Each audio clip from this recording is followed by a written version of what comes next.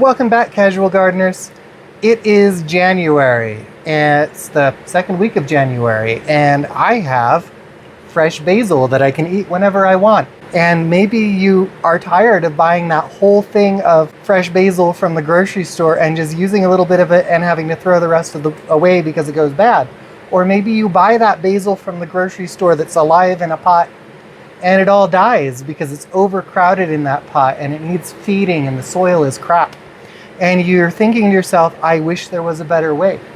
If you're one of those people, this video is for you. I'm in zone 6, and I promise you this greenhouse is not the answer to that problem, because if I tried to leave this basil out here in this greenhouse, it would die tonight. It's not a heated greenhouse. So you don't need a greenhouse to do this. You can do this with what you've got. I have to repot these guys because they're drying out too fast. You can also see they've gotten a little bit leggy because they're growing inside my house, and the light in my house isn't great in January. So the story with this basil is I started it from seed in March of 2024. I got my seeds from Botanical Interests, which if you watch Kevin in Epic Gardening, that's one of his other businesses. He's very successful. I'm very envious. Call me. I started those seeds. I transplanted them out in my garden. They grew around the end of August or beginning of September. I don't remember when. I said to myself, I'm not ready to be done having basil. I want to keep having this awesome stuff. And so I made the decision to take some cuttings off my basil plants. I just dropped them in a cup of water and I waited for them to develop roots. Once they had developed roots, I put them in these pots and they've been growing for me ever since. I've had them under fluorescent lights, but maybe you can see that they've grown all the way up to my lights and the tops are getting burnt. That's not ideal. So probably after I transplant them into bigger pots, I'm going to be moving them to a south-facing window and just letting them get a little bit leggy. I fully intend to plant this basil back in my garden as soon as nighttime temperatures are warm enough this year. So I'm not going to start basil from seed this year because it's entirely unnecessary. I still have it from last year. In warmer climates, basil is a short-lived perennial. It's a member of the mint family, which is where it gets its amazing taste and smell. If you wanted to grow basil from cuttings, so I'm just gonna come in here with some scissors. I'm gonna cut off the part I wanna grow from cuttings. Here we go. This is a great bit of basil to grow from cuttings. Now the first thing I'm gonna do though is I need to take off these larger leaves because these leaves are going to be taking in water from the stem and putting a lot of stress on it as it tries to establish in my little cup of water.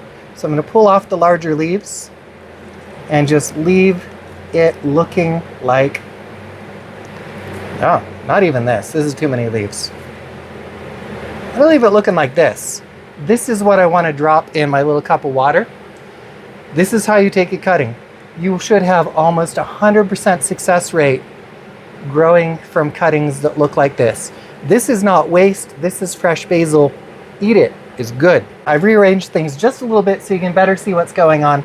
All I need to do this is the plants I'm gonna pot up, my bigger pots, and I like to use this is basically a dish pan. I'm gonna use a dish pan for my soil. And I wanna pre-moisten my soil because dry soil doesn't take up water very well. So I'm going to pour some soil into my dish pan.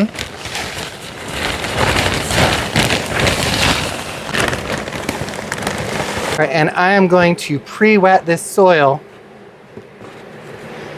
because it is January. I don't have running water out in my garden, so I've made sure I have some water ready to go.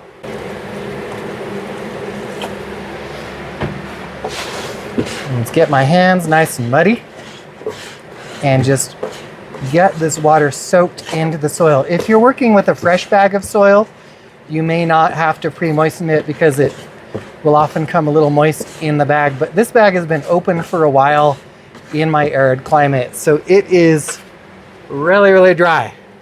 And also it's kind of crappy soil. So now I've got some nice wet soil.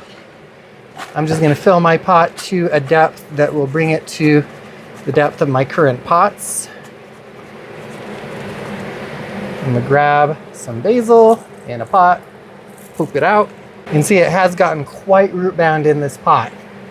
So let's go ahead and break some of these circling roots so we don't have that continue. Pop it in here and fill to soil level.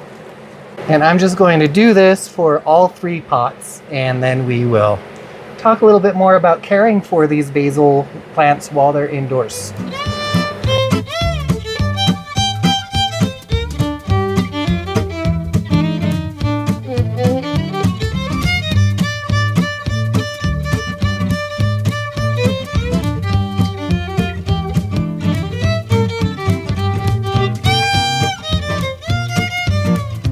In addition to repotting this basil, I'm going to take this opportunity to just trim it back a little bit.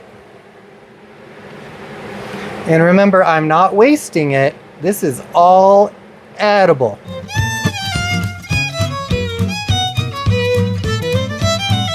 Now what I'm doing here as I trim these back is I'm locating nodes, points where it's got leaves growing out, and I'm cutting off right above those nodes.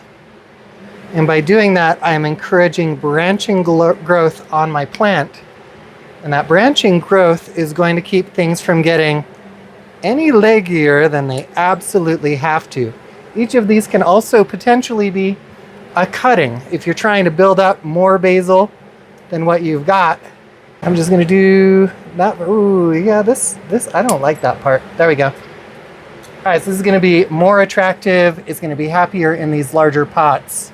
However you got your basil, you are gonna want to follow a few simple rules to keep it thriving and aliving during the winter months when it's usually dead. First of all, I've noticed when basil is growing inside, it just doesn't like to dry out at all. Its roots are going to be root bound almost no matter what pot you're using. Basil likes a lot of leg room out in the garden. So whatever pot you're growing your basil in, you're not going to want to let it dry out completely between waterings. Just let it dry out to like an inch or so below the surface.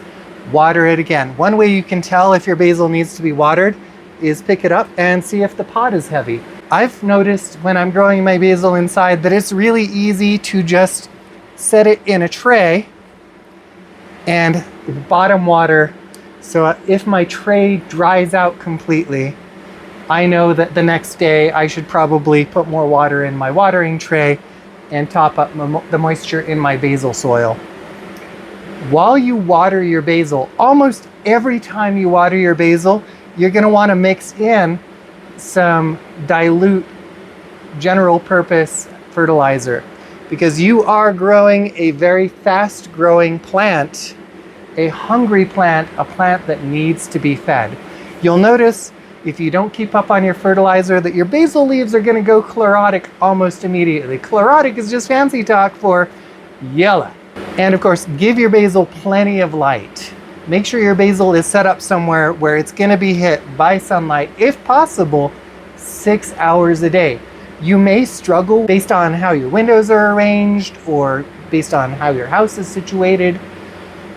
Just get it as much light as possible. Once your outdoor temperatures start getting high enough that you can take your basil outside during the day, do it.